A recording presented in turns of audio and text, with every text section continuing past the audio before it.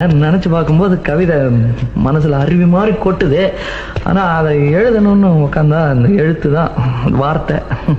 உன்னை எண்ணி பார்க்கையில் கவிதை கொட்டுது, அதான் அதை எழுத நினைக்கையில் வார்த்தை முட்டுது. அதேதான் பிரமாதம். கவிதை கவிதை படி.